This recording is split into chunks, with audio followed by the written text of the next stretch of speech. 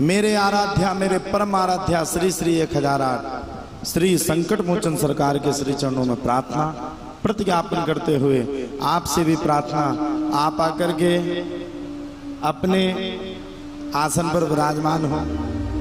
यह कथा दिल्ली के जापानी पार्क रोहिणी दिल्ली में की जा रही है। इस कथा के मुख्य यजमान श्री प्रवीण अग्रवाल जी हैं। चंद्रकला एजुकेशन ट्रस्ट के तत्वावधान में बड़ी सुंदर श्रीमद् भागवत कथा एवं समस्त सनातन एकता की बहनों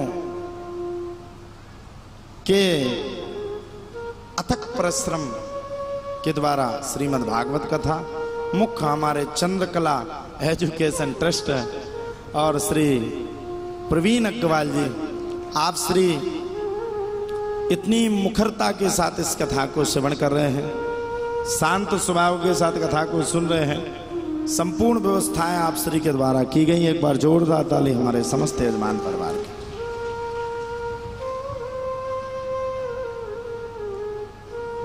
इनकी धर्मपत्नी जी भी विराजमान हैं और आज उनका नाम बोल ही देते हैं, छठवां दिन आ गया।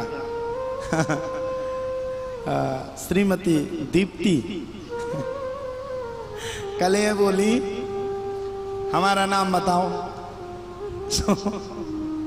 इनके मकान पर नेम प्लेट लिखी है तो जल्दी से गए उस पर हाथ रख लिया। अब बताओ, हमने कहा आपके पति जब बात करते थे तो वो रोज कहते थे हाँ दीप्ति। बोले मतलब? हमने कहा हमें तो पहले ही से पता था। तो बोले एक बात बताओ फिर लिया क्यों नहीं अभी तक नाम? हमने कहा हमने सोचा आपका नाम सबसे लास्ट में लेंगे। तो ये समस्त परिवार जिसने इतनी प्रखरता के साथ, मुखरता के साथ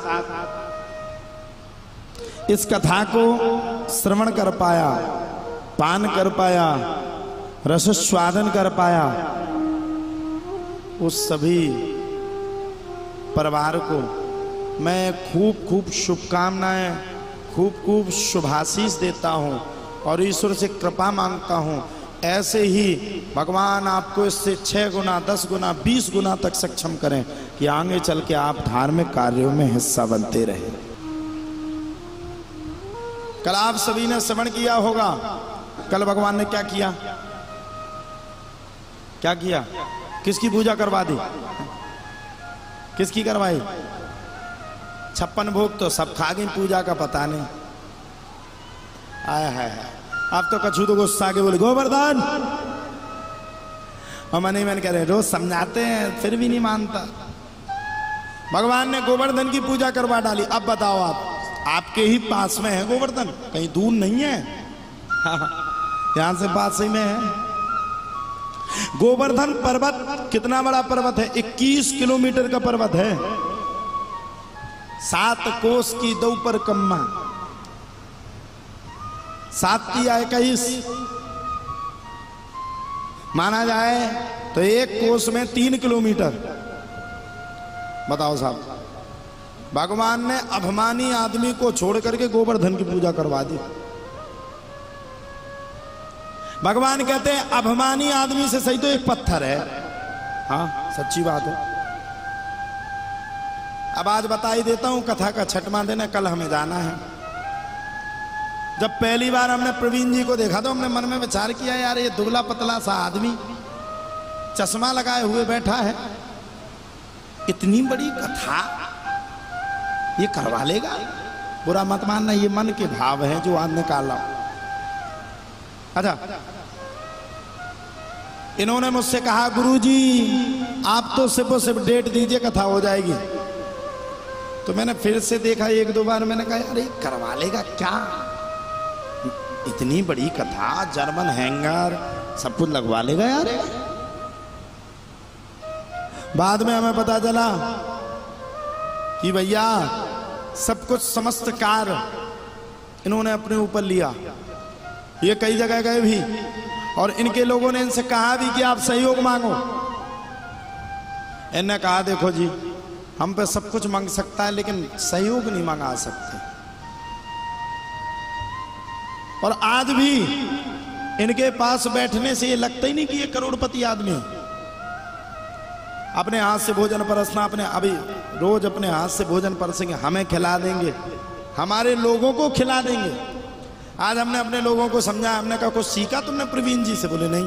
हमने कहा सीख लो। बोले क्यों? मैंने कहा इतनी बड़ी फर्म का मालिक अपने हाथ से तुम्हें रोटी परोस रहा है और तुम्हें पत्तल में नहीं स्टील की थाली में खिला रहा है, और तुम कितने बड़े पागल हो जो तुम उठ करके उसको खा नहीं पा रहे। बेचारे हाथ में लेकर, लो आप रसगुल्ला खा लो जी, आप ये खा लो, आप ये खा लो, आप ये खा लो। मैं आपसे आज कहना चाहता हूं, ये हमारी विदाई का समय नहीं है, ये तो हमारा कुछ पल की विदाई है, लेकिन जीवन का हर क्षण हर पल आपके साथ ऋषि कृष्ण शास्त्री है। जब जब इतिहास में श्रीमद् भागवत कथा की बात कही जाएगी, तब तब सर्वप्रथम ऋषि कृष्ण की चर्चा दिल्ली के अंदर होगी तो प्रवीण अग्रवाल की भी होगी साहब। इतिहास की बात। अच्छा, कौन करवाने? इनने सब कुछ किया और बेचारे आकर के समस्त व्यवस्थाओं को रखते हैं। लोग गुस्सा हो जाते लेकिन ये नहीं होते हैं। कई लोग